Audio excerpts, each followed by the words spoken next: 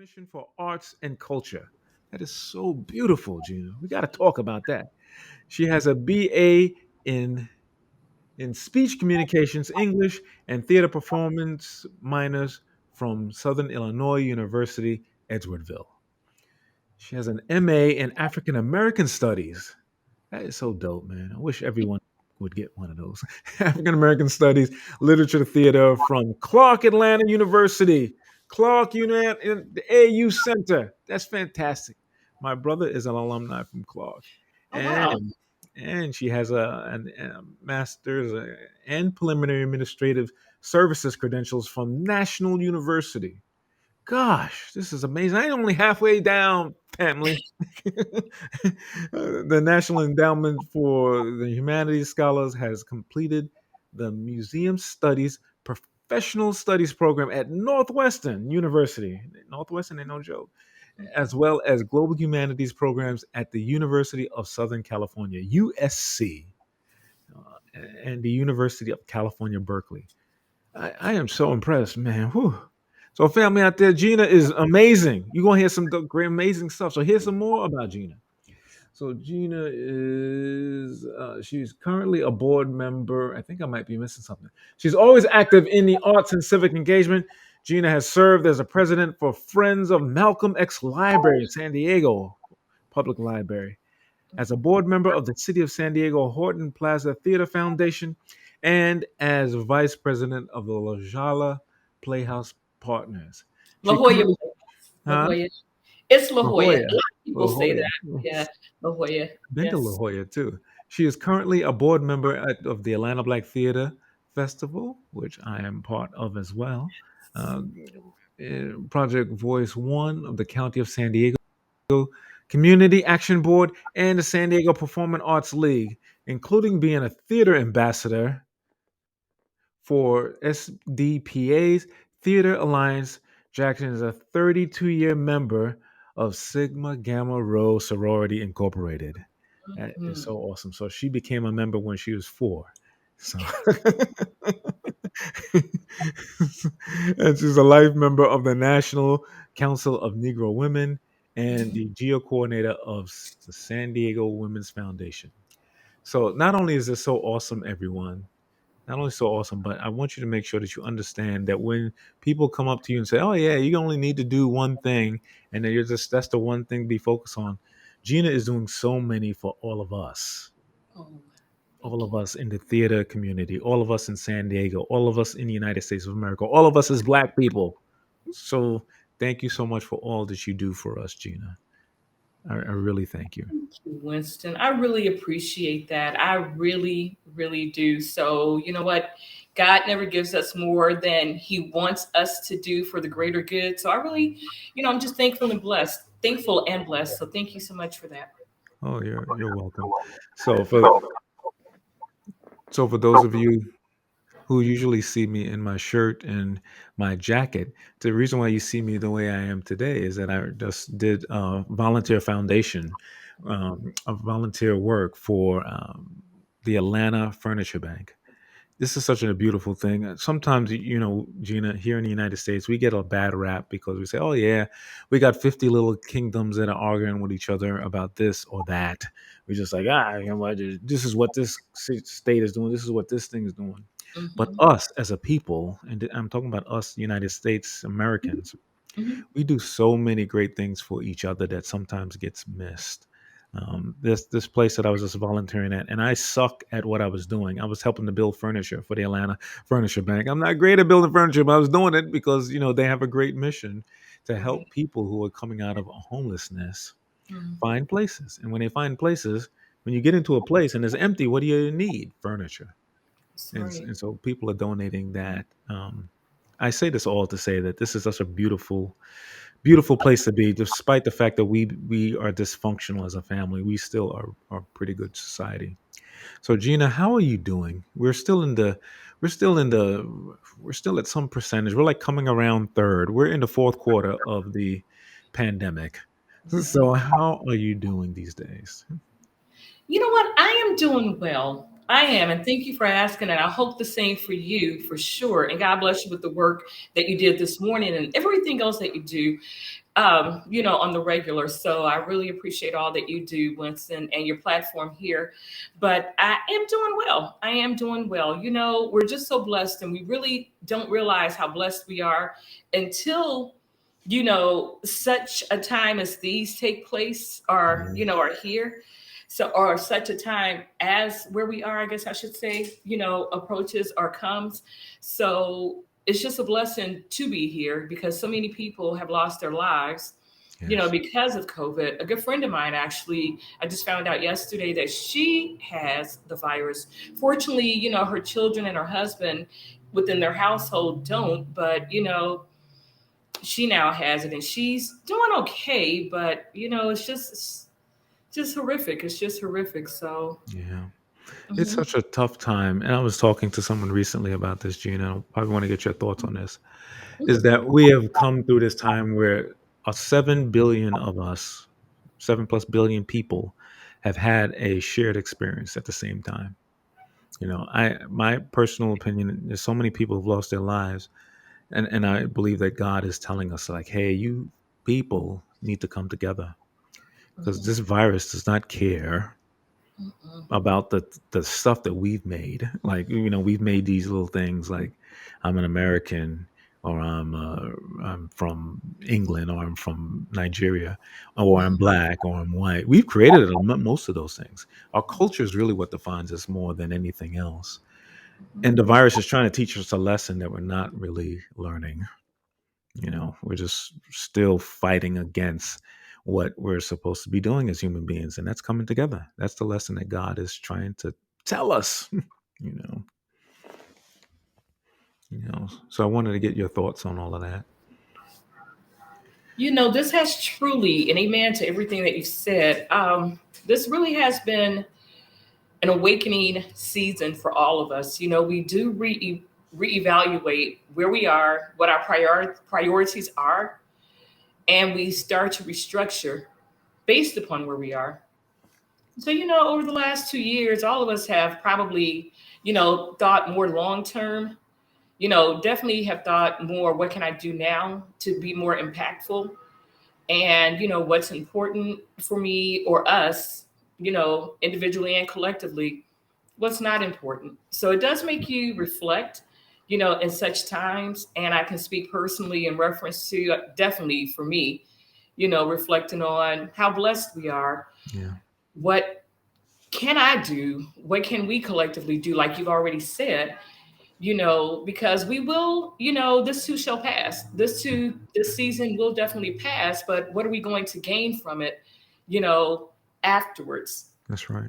How are our lives changed afterwards? Like you said, so many lives have been lost. We're blessed to still be in the number here on earth, Mhm. but what are we going to do with the time that we have left based upon where God has us? So, That's right. I well, think, yeah, I appreciate those comments. A lot of times we take for granted time. hmm We go, oh yeah, well, I'll do that next week, or I'll call her next month, or I got a beef with him or her, I don't like him. hmm We make up stuff. true. And then, what I've learned, and maybe some others have learned, is that, like, yo, whatever dispute I had with another human being is just like some kind of racket. Like, this is kind of a New York term, like a racket. Like, I'm creating this whole like story in my head about what's not really a real thing. And so if I dig them, if I love this person or I care for this person, that's more important than whatever beef I had with them. The beef is not real. I made it up. Or this is time is too bloody short to me. And especially when it comes to us as creatives. And I want to pivot into that a little bit. Um, you are doing so many wonderful things for your community, including being part of our Atlanta Black Theater Festival. You don't live in Atlanta, so it's amazing. Um, so, how do you balance it? How do you take your time to say, all right, I need to prioritize because I know you're doing this quite well.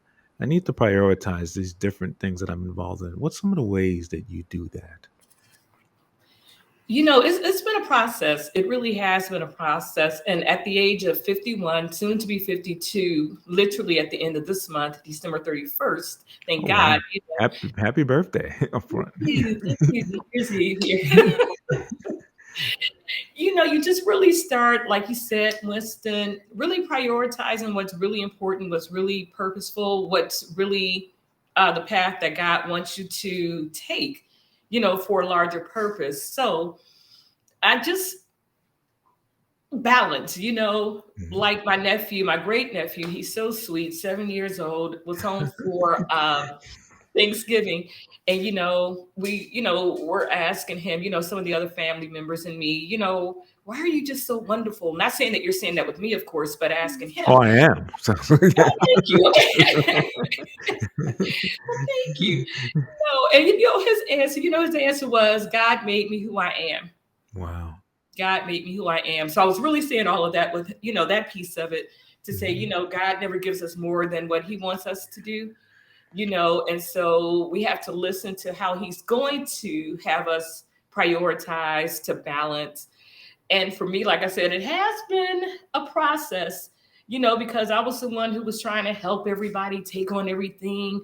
I can do it, shouldn't be a problem. But, the older I have become, the more it's like, no, I'm going to say no to this particular project or opportunity because I see how God is aligning everything else from this perspective or this other perspective. So, Yeah. so it's been a work, still working on it. But however, just looking at the bigger picture for, what's important in Yeah. the momentary aspect of what I'm doing. I've been telling people that, and I really appreciate your comments, is that you really have to understand what your values are. Like what are those key things? So, Absolutely. like for me, every year I go through this exercise where I try to reevaluate what that is. And they Hmm. usually are the same. They just maybe shift a little bit in priority. But they're always like family, health, spirituality, and for me, creativity. Amen. Like if I'm not doing something creative, don't ask me to do no spreadsheets. I might know how to do them, but I'd prefer to write. I'd prefer to get up on stage. I'd Hmm. prefer to speak. That stuff Hmm. is what gives me energy, and it's what gives probably a lot of people energy.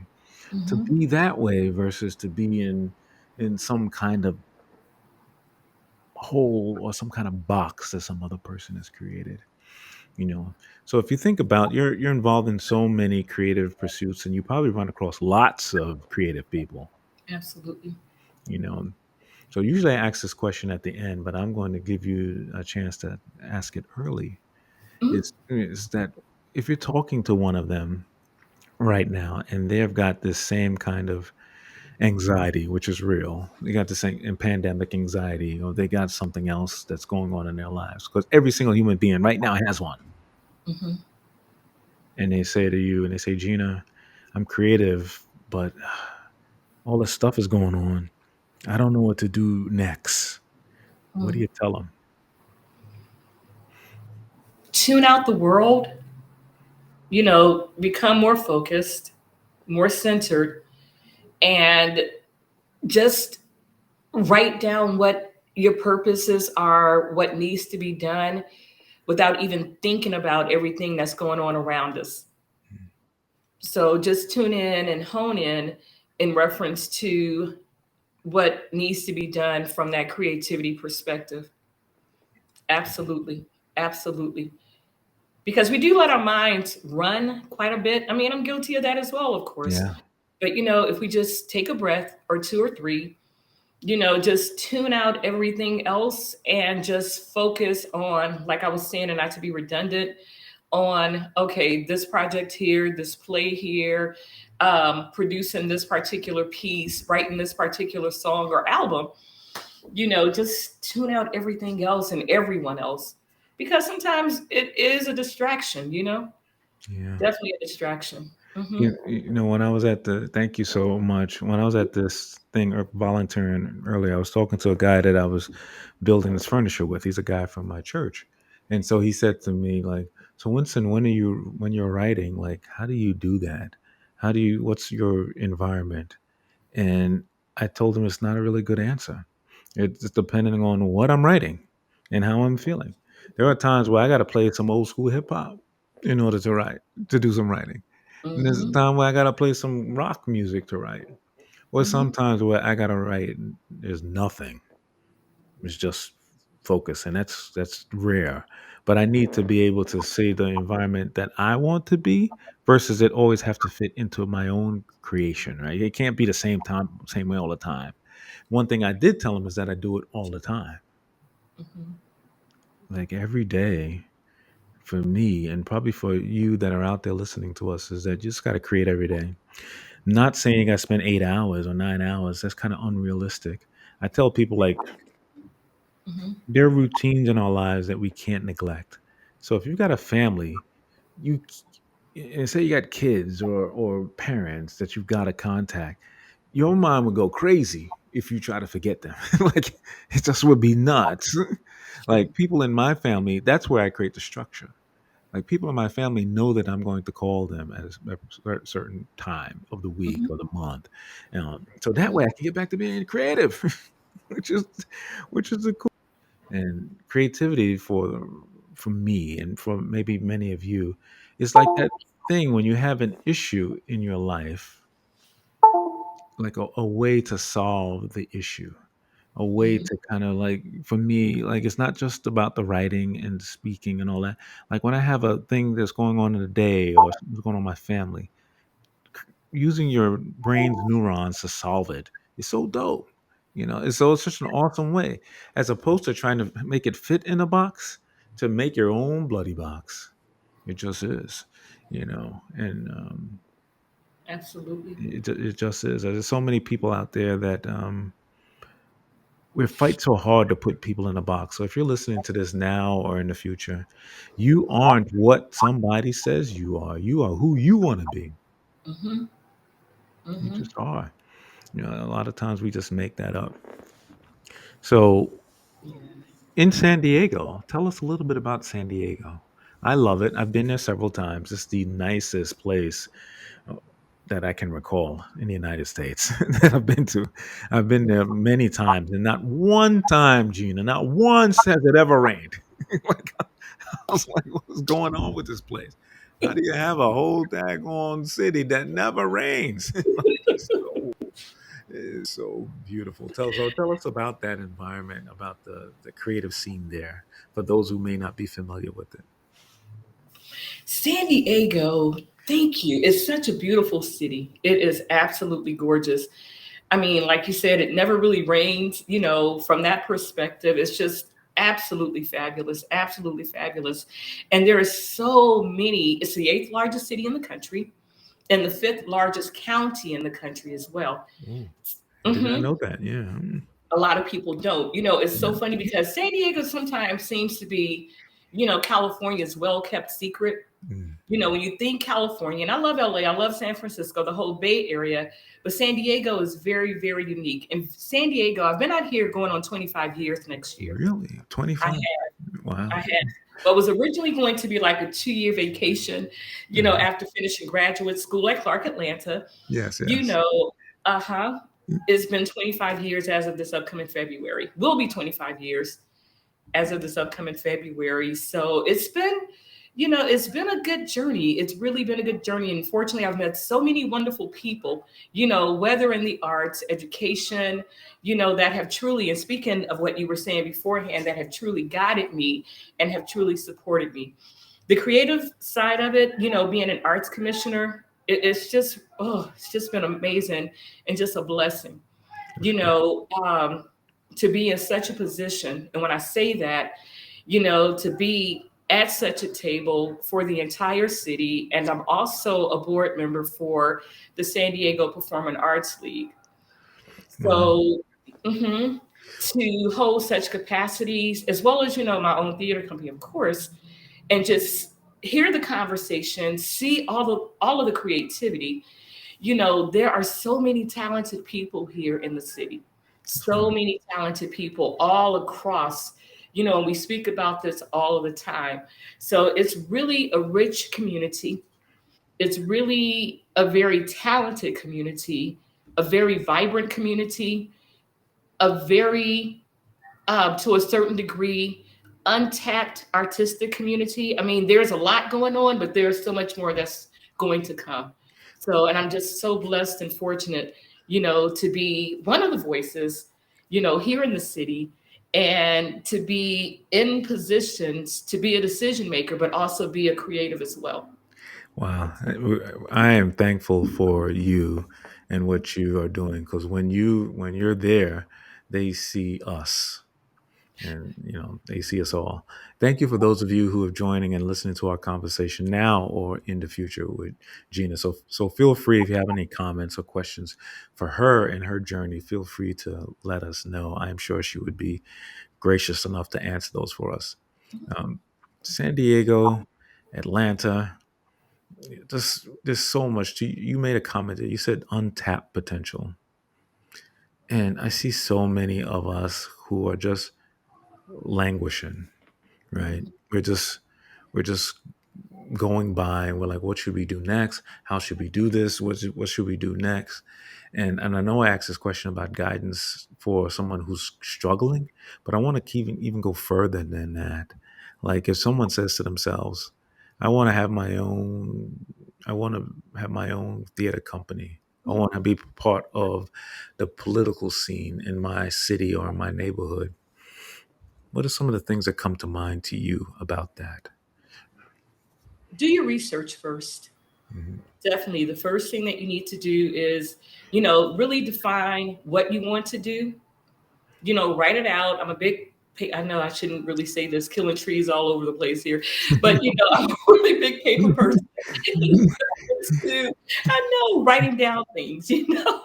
So it's like, yeah, just write down, what you want to do your research, and make sure that once you start aligning yourself with people, that you align yourself with the right people.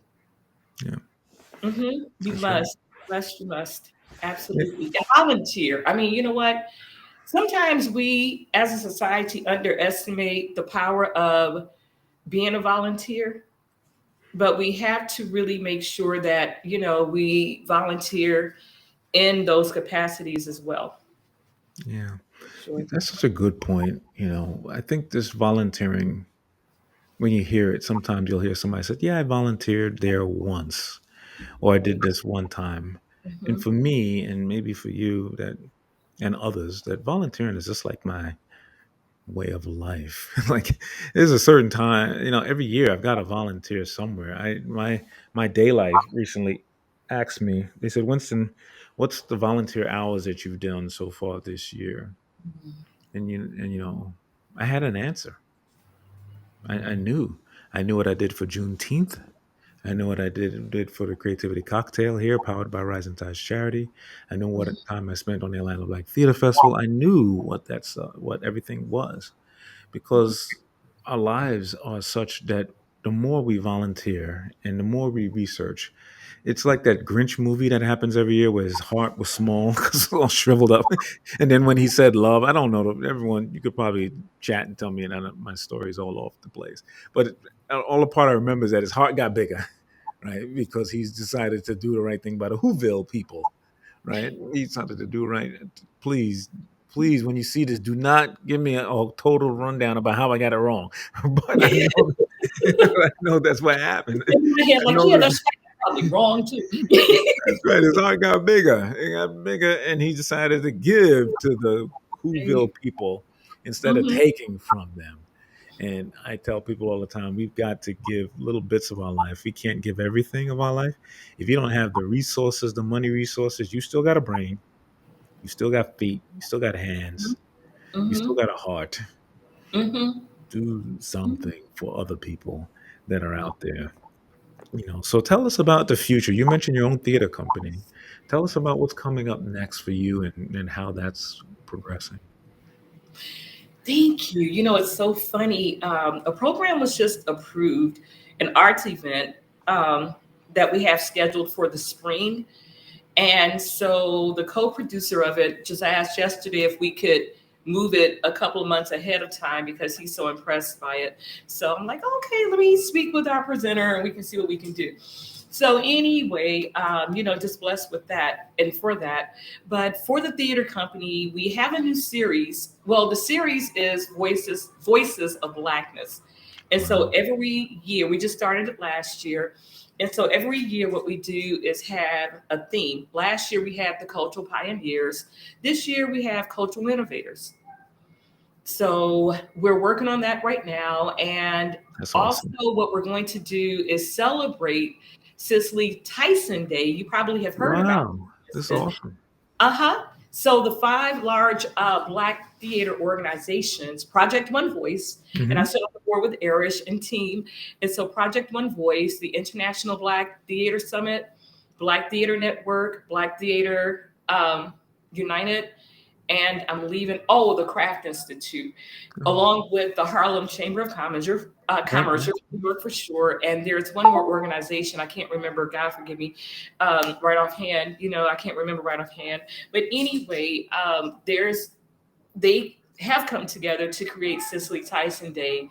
And what participating organizations are going to do is celebrate the greatness of Miss Tyson and her legacy on her birthday, which is December 19th.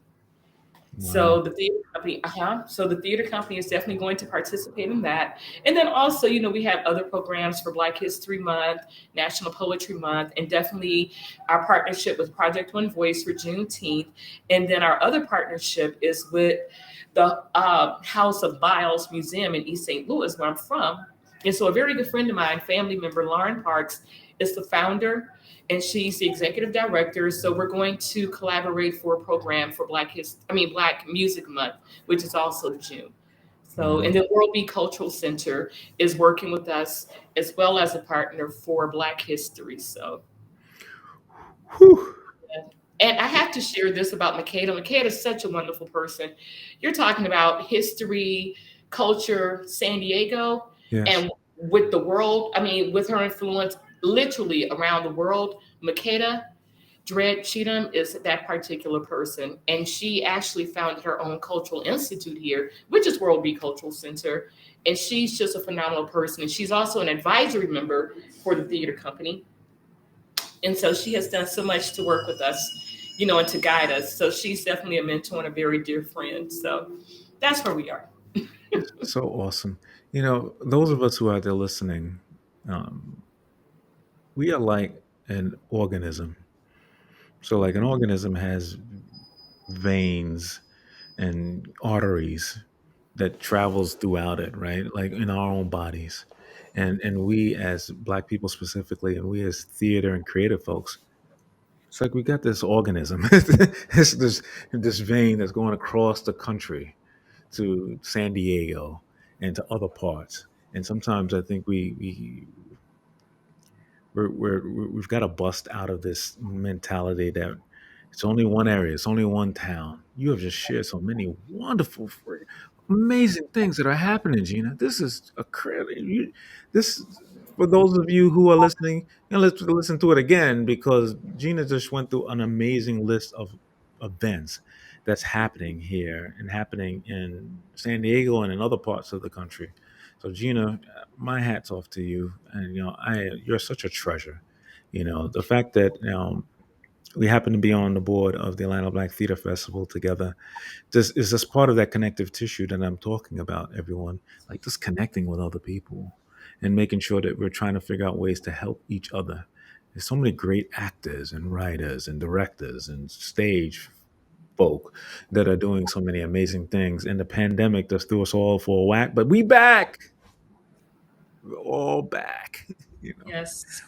Omicron can't get us down or whatever it is. If you listen to this 3 months from now, it's probably something else called. Yeah. That's not good. Gina, if somebody wanted to connect with you, what's some Mhm. of the best ways to do that? Absolutely. You can definitely take a look at our website, Cultural Noire PAC, which stands for Performing Arts Company, of course. So culturalnoirepac.org, and various modes of contact, are listed on the website, which include our Twitter account that we're building up. Still building up Instagram, excuse me, but definitely Facebook for sure. And you can always email us. So, Yeah, mhm. that's awesome. I tell you, And Facebook, if I didn't say Facebook, I may have said it already. yes, Yeah, social media is such an awesome thing. You know, there's absolutely. some platforms that I'm good at and some that I am horrible at. So it's always a thing. So to me, it's always like, yes, pick one for a couple of months and just work on that. So Exactly. for those of you who are out there, you can reach out to Gina in all the ways that she mentioned at the website. If you're interested in being part of the Rising Tides charity and the Creativity Cocktail, please send us an email at info@Rising Tides Charity. You can see us on uh, Instagram at Creativity Cocktail or at on Facebook at Creativity Cocktail and on our YouTube page. So you just search for Creativity Cocktail and we'll pop up there. There's so many great ways to contact me personally. If you want to reach out to me, send me an email at info@winstonawilson.com because I want to help you. You know, we all need to get help. And sometimes I can't help you directly, but I might know the person. Gina might know the person that can help you get to the right place that you need to be. This year, for those of you who are out there, we're either in 2022 when you listen to this, or we're close to it. We've got really a couple of really focused goals this year that you can help us with. This year, we're going to be creating and combining all of the great podcasts we've had over the last couple of years into one treasure, one audio treasure that will ask for you when you donate that you'll receive it digitally. So we are asking for your donation to help us that because what we're going to do with the donations is we're going to have our first ever scholarship, and every single month in this year we're going to have a theme. Cocktail on Instagram and Facebook. Get us connect with us that way. Send an email to info@risingtidescharity.org and we will get you some great info there and see how you can plug in with us. Or me personally at info@winstonawilson.com. So before whatever happened, I asked Gina a question. And the question was, Gina, we want you to come back. We want you to be part of what we're doing. So I'm asking it in a very assumptive way that you're going to say yes to join us in the future. Um, Will do. thank Absolutely will do. you. Mhm. So I'm going to leave you with the last comment that you'd like to share with our everyone. And again, thank you for being part of this. Any last comments for us and the audience? Winston, thank you so much. I guess I should have given the email address when I heard you giving the email address. I'm like, oh, I should have given the email address. Cultural Noire, PAC@gmail.com. So, and we also have our online, 2021-22 fundraiser that's going on. You can check out our Facebook page and participate or check out our website from there. Thank you. But as far as the last comment, we are so creative. We as humans, we as Black artists, we're very creative people. Ideas always, pop up like you were saying before. Listening to Sly and the Family Stone, listening to the Winans, the Clark sisters, Walter Ooh, Hawkins, yes. definitely the Jacksons, whoever, and they're my favorite, by the way, and Michael. But, ideas, creativity never stops. That's So right. don't ever feel that you have to limit yourself in your creativity. Just, I don't even know if people really you can use your cell phone to record yourself, but just get the ideas locked in and you can always backtrack and build upon those ideas. But creativity is always it's a necessity, but it's always needed for sure. So never lessen, your skill set. Never doubt what you're capable of doing, what God has anointed you to do, because there's always a platform in some shape, form, or fashion for it. That's fantastic. Thank you, all of you out there. Thank you for listening and being part of the Creativity Cocktail. Please take care of yourself. Please take care of those around you. Please make sure that you love every single human being that you see. It's hard to do that, but do that first. Thank you so much.